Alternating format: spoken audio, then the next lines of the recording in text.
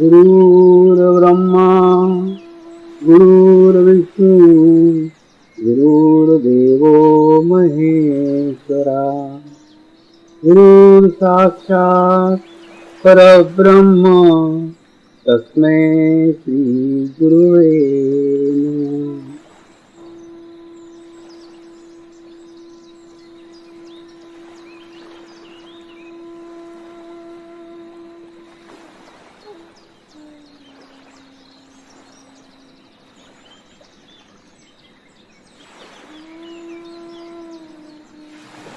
मेरे साथ ध्यान की शुरुआत करेंगे।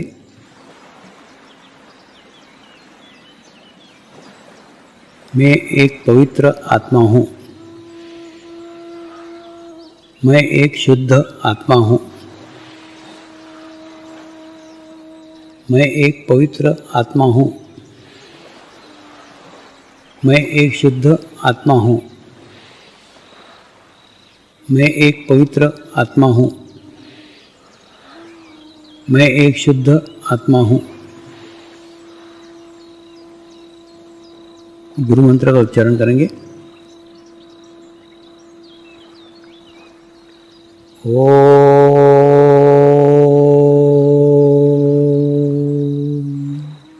श्री शिवकृपानंद स्वामी नमो नमः। ओम श्री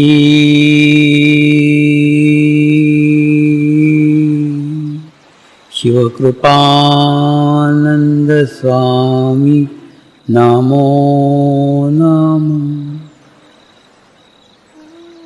ओम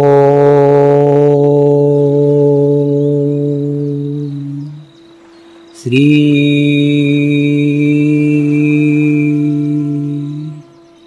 शिवकृपानंद स्वामी नमो नमः। ओम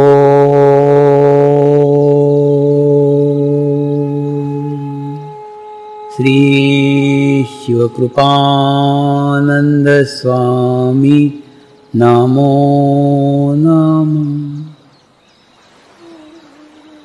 ओम श्री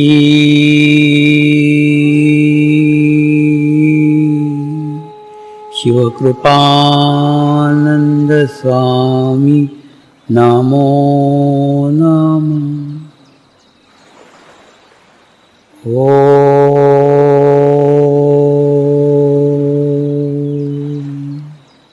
श्री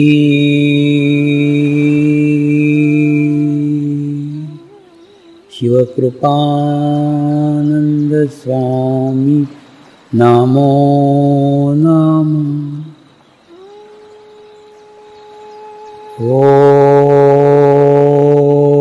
ओम श्री शिवकृपानंद स्वामी नमो नमः। ओम श्री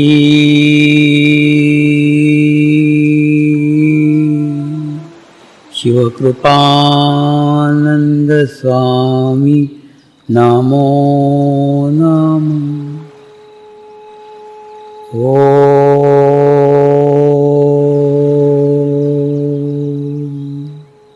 श्री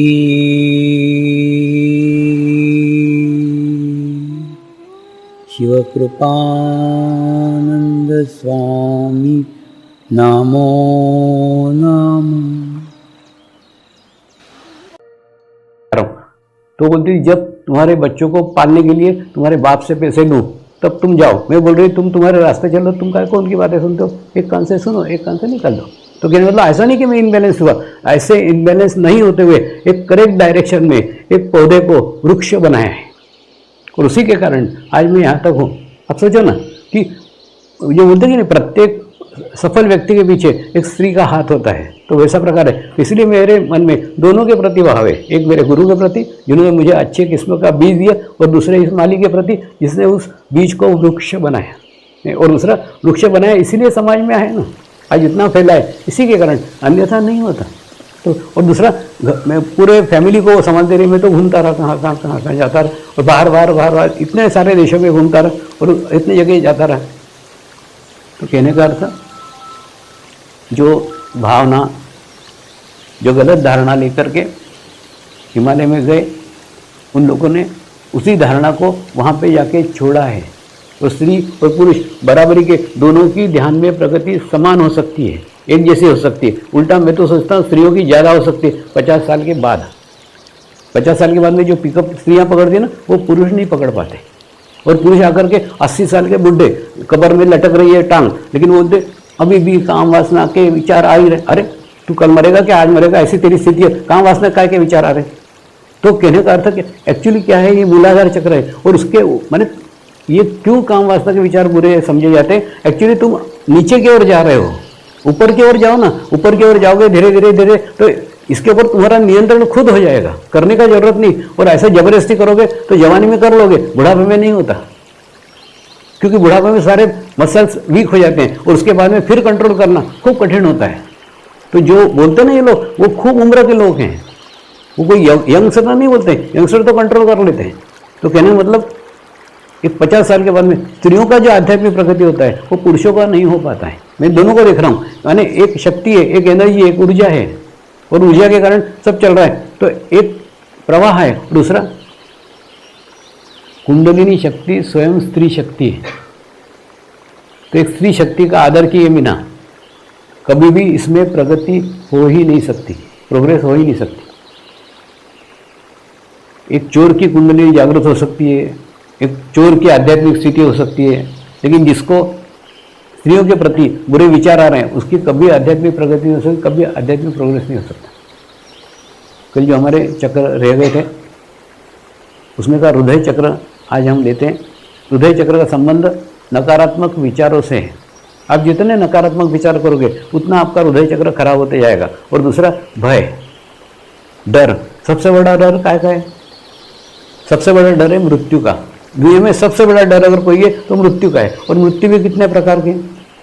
एक भौतिक मृत्यु है। भौतिक मृत्यु यानी उस समय अगर अच्छा वैद्य, अच्छा डॉक्टर आपको अवेलेबल हो गया तो बराबर आपको उसमें से बचा लेगा।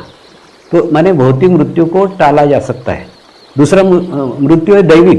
दैविक मृत्यु यानी उस समय कोई संत, कोई महात्मा अगर आपको मिल जाए, वो अपनी ऊर्जा से, अपने एनर्जी से, उसके आशीर्वाद से, उसके ब्लेसिंग से आपको बचाए तो आप बच सकते हो।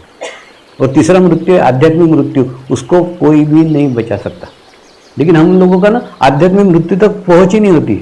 हम भौतिक मृत्यु में मर जाते हैं या दैविक मृत्यु में मर जाते हैं, लेकिन आध्यात्मिक मृत्यु तक पहुंचो ना, उसके बाद में फिर जन्म ही नहीं है, सेकंड बर्थ ही नहीं है। तो क्यों? एक्चुअली प्रत्येक जन्म के पीछे का उद्देश्य आपका कर्म है। कर्म के कारण आपको सेकंड बर्थ देना पड़ता है। जब कर्म ही नहीं रहे कोई, तो जन्म लेने का कोई कारण ही नहीं रहेगा। ये उसके ऊपर की स्थिति है। दूसरा, ध्यान में अब मैं कोई आपको बार बार मिलूंगा ऐसा नहीं, लेकिन मैं आगे के रास्ते बता के रखता हूँ। हो सकता है तुम्हारे से 2-4 लोग आगे बढ़ जाए। आगे बढ़ने के बाद में एक अवस्था, एक स्थिति ध्यान में आपको ऐसी प्राप्त होगी जिसमें आपका शरीर छूट जाएगा। शरीर छूट जाएगा, ऑटोमेटिकली होता है वो। ये जो अपने शरीर के 7 चक्र है ना, इसके ऊपर 7 चक्र है, और 7 चक्र के भी ऊपर अगर आप चले गए तो आपका शरीर छूट जाएगा। ऊपर से आपका शरीर नीचे दिखेगा। ये कैसा प्रकार है? जैसे वो सर्कस का बलून नहीं लगा के रहता है, जहाँ सर्कस लगी रहती तो बराबर वो सर्कस के तंबू के ऊपर वो बलून टंगा रहता है। वैसे आपका चित्त ऊपर रहेगा और आप ऊपर से नीचे देखोगे कि आपका शरीर आपको दिख रहा है। ऐसी अवस्था भी प्राप्त होगी। एक बार एक गच्छाधिपति के साथ मीटिंग चल रही थी और चर्चा चली शरीर छोड़ के ध्यान के ऊपर। तो मैंने उनको कहा, ये शरीर छोड़ करके ध्यान अगर सीख गए तो जब चाहो तब मर सकते हो, क्योंकि जब छोड़ दिया शरीर तो नहीं है, वापस आए तो मृत्यु। तो उसके लिए खूब उपास करने की और ये करने का कोई आवश्यकता नहीं है। तो ऐसे चर्चा चल रही थी। तो उसमें से 2 जैन मुनि इच्छा करे, समझिए हमारी इच्छा है, हमको भी आपके साथ ये ध्यान करने का है, मेडिटेशन करने का है। तो राजकोट के वहाँ बाकानेर है, बाकानेर में एक आश्रम है अपना। तो वहाँ ऐसे भोजनशाला है, भोजनशाला के पास में ही ध्यान चल रहा था, मेडिटेशन चल रहा था। और एक लेवल तक वो आए, उसके बाद में मर जाएंगे करके नीचे आ गए। तो अगर कोई पुरुष ये स्थिति में जाता है ना, तो उसको डर लगेगा मैं मर जाऊंगा। मर नहीं जाते, आपका अहंकार, आपका मैं मरता है। तो ऐसा कितना भी डर लगे तो भी डरना मत, कोई मरने मरने वाले नहीं हो, एक। और दूसरा, अगर स्त्रियां इस स्थिति में गई तो स्त्रियों को लगेगा मैं इतनी पवित्र नहीं हूं कि मैं इस स्थिति में जाऊं, क्योंकि आत्मग्लानि के कारण वो आती है। तो ऐसा कोई भावना, ऐसा कोई भाव चित्त में मत लाओ, ऑटोमेटिकली उस स्थिति में जाते हैं। हुआ ना, मैं भी जाता हूँ, 45 दिन का अनुष्ठान करता हूँ, हर महाशिवरात्रि से 45 दिन पहले ध्यान करता हूँ, और 45 दिन एकदम एकांत में रहता हूँ, उस समय यही ध्यान करता हूँ, शरीर छोड़ के ध्यान। तो कई बार अभी मैं साधुओं के, मुनियों के शिविर लेता हूँ ना, तो सबको मैं बताता हूँ कि गुरु का अकाउंट विड्रॉल विड्रॉल विड्रॉल, मतलब हम कोई भी कार्यक्रम लेते हैं तो हम हमारी ऊर्जा खर्च कर रहे हैं, तो फिर बचाएंगे कब? बैंक का अकाउंट पूरा नील हो जाएगा। तो होता क्या है, एक ऐसा समय रखो ना, एक ऐसा जगह रखो ना जहाँ पे हम भी अपनी कोई बचत करें। तो वो समय, वो 45 दिन, वो 45 दिन में किसी को मिलता नहीं, एकदम एकांत में रहता हूँ, और एकांत में 45 दिन में जो ऊर्जा प्राप्त होती है, फिर बाकी 320 दिन बांटता हूँ उसको। तो ऐसा प्रत्येक गुरु ने करना चाहिए। ऐसा जब गुरुओं को प्रोत्साहित किया ना, तब जाके उनको भी अच्छा लगा। तो आजकल 45 दिन के लिए बहुत सारे गुरु आते हैं, अलग अलग धर्म के, अलग अलग उपासना पद्धति के, अलग अलग देशों से आकर के रहते हैं। हुआ था ना, एक जर्मनी से गुरु आया था, आने के बाद में वो भी 45 दिन वहाँ रहा, और 45 दिन के बाद में जब मेरे से पर्सनली मुलाकात हुई तो उसने ना ऐसा करके जेब में से एक लड़की का फोटो निकाला। वो फोटो ऐसा आधा ही था, आधा बाहर आधा अंदर। बोले स्वामी जी मेरी ये शिष्या है, ऐसा करके कुछ बोलना चालू किया। तो मैंने वो लड़की के बारे में सब कुछ उसको बता दिया, और उसके बाद में उसका भी बता दिया, उस गुरु का भी बता दिया। मैंने कहा तेरे खुद के इतने झमेले, तू कहाँ लड़की के चक्कर में पड़ रहा है? मैंने तू शिष्यों का तो वो छोड़, तू पहले तेरी स्थिति अच्छी करना। एक काम कर, तू सारे तेरे प्रोग्राम कैंसिल कर दे और 1-2 महीने यहाँ आश्रम में रहे, एकांत में रहे, ध्यान कर। तो उसने तुरंत मोबाइल निकाला, स्वामी जी 35,000 क्या उनका रहता है यूरो के, क्या उसका नुकसान हो जाएगा? क्योंकि वो पैसे वैसे का मेरे को नहीं समझता, क्योंकि वो रिट्रीट लेता था लोगों की। और उसके बाद में उसने सब नुकसान उठाया, और उसके बाद में वहाँ रहा, और उसके बाद में बैलेंस हुआ, संतुलित हुआ। तो सबसे पहले आवश्यकता है अपने को संतुलित करने की। तो गुरुओं को अत्यंत आवश्यकता है, अपनी साधना छोड़ करके कार्यक्रम मत लो। आप कार्यक्रम उतने ही लो जितने आपसे हो सकते हैं, और दूसरा अपने लिए समय निकालो ना। मैं आपको बोल रहा हूँ समय निकालो, ऐसा नहीं, मैं गुरुओं को ही बोलता हूँ, अपने लिए समय निकालो ना, अपने लिए ध्यान रखो ना, अपनी साधना करो ना। अपनी साधना छोड़ करके कुछ मत करो।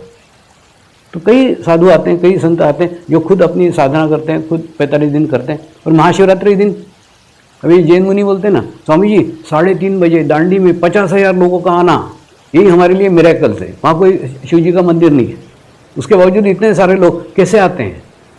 और दूसरा, इसमें ना बैलेंसिंग है। जैसे हम देखते हैं ना, पतंग है और पतंग उड़ाने वाला है, वैसे मैं ध्यान में तो खूब ऊपर चले जाता हूँ, ये मेरी टांग खींच के नीचे लाती है और बराबर महाशिवरात्रि दिन स्टेज पे उतारती है।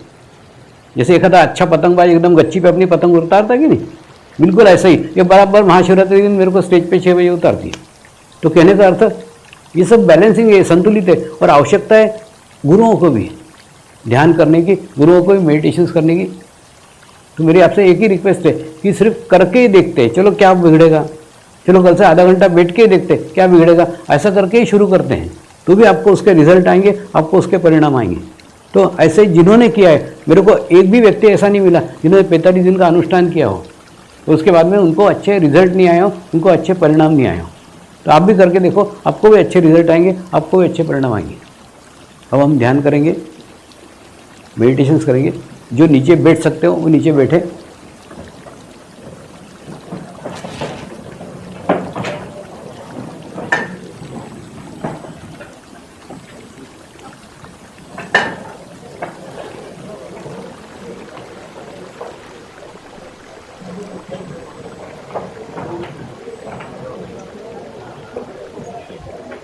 शांति से बैठे, आवाज़ें नहीं कर।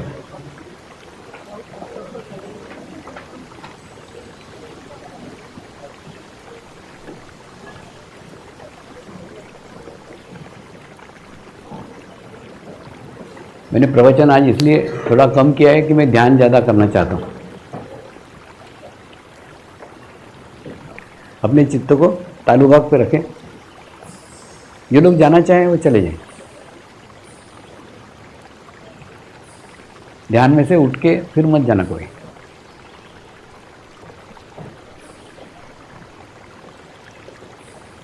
फटाफट जाओ जिनको जाना है इतनी।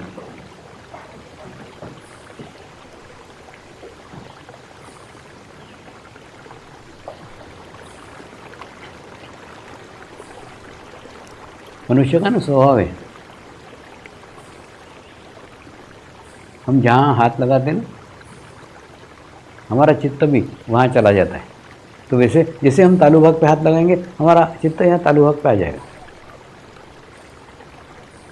उनको बाहर बोला आवाज़ें मत करो, चुपचाप चले जाओ, डिस्टर्ब मत करो।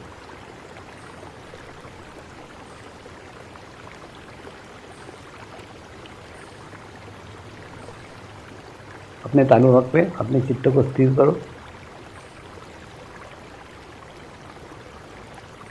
हाथ का दबाव दो,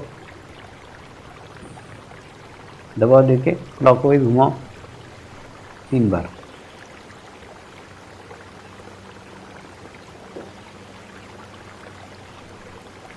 घुमा करके आंखें बंद कर लो और एकदम आहिस्ता आहिस्ता धीरे धीरे हाथ को नीचे ले आओ।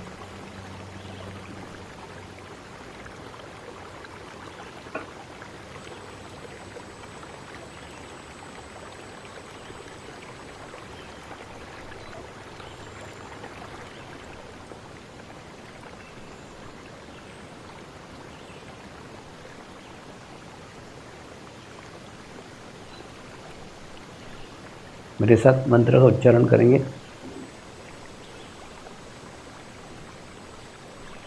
मैं एक पवित्र आत्मा हूँ।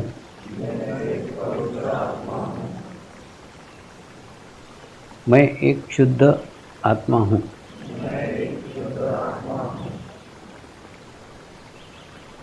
मैं एक पवित्र आत्मा हूँ। मैं एक शुद्ध आत्मा हूँ। मैं एक पवित्र आत्मा हूँ। मैं एक शुद्ध आत्मा हूँ। अपने चित्त को तालु भाग पे स्थिर करके थोड़ी देर बैठो।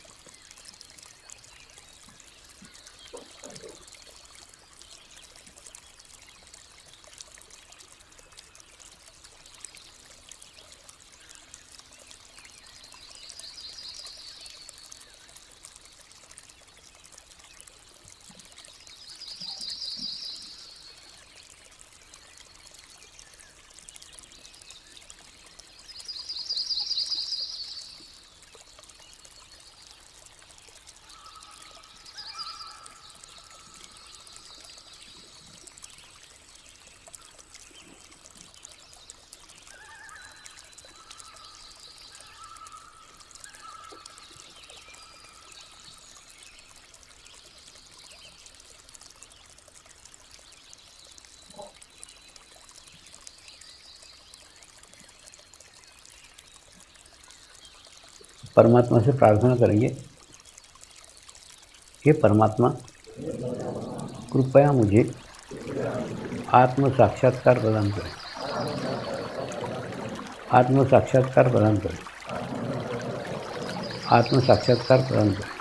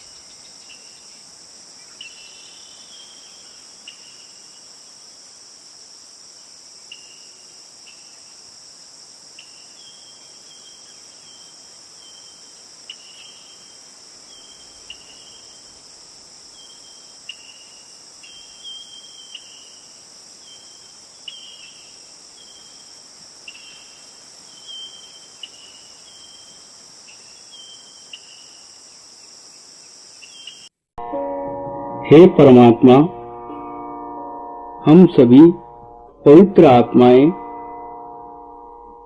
आपको हृदय से प्रार्थना करते हैं कि सारे विश्व में शांति हो, सारे विश्व के आत्माओं की आध्यात्मिक उन्नति हो एवं सर्वांगीण उन्नति हो। यही हम सब आत्माओं की शुद्ध इच्छा है। हे परमात्मा, सारे विश्व में स्थापित होने वाली श्री मंगल मूर्तियों की स्थापना, श्री गुरु शक्ति धाम का निर्माण कार्य आपकी कृपा में, आपकी करुणा में, आपकी इच्छा अनुसार निर्विघ्न संपन्न हो, यही हम सब आत्माओं की शुद्ध प्रार्थना है, शुद्ध प्रार्थना है, शुद्ध प्रार्थना है। नमस्कार करेंगे। हे परमात्मा, हमारे सद्गुरु श्री शिव कृपानंद स्वामी जी का स्वास्थ्य सदैव अच्छा बना रहे एवं उनकी आयु दीर्घ हो, यही हम सब पवित्र आत्माओं की शुद्ध प्रार्थना है, शुद्ध प्रार्थना है, शुद्ध प्रार्थना है।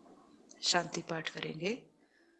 ओम द्यो शांति अंतरिक्षगं शांति पृथ्वी शांति रापः शांति औषधयः शांति वनस्पतयः शांति विश्वे देवः शांति ब्रह्म शांति सर्वगं शांति शांतिरेव शांति श्यामा शांतिरेधि। ओम शांति शांति शांति सर्वरिष्टतु शांतिर्भवतु। जय बाबा स्वामी।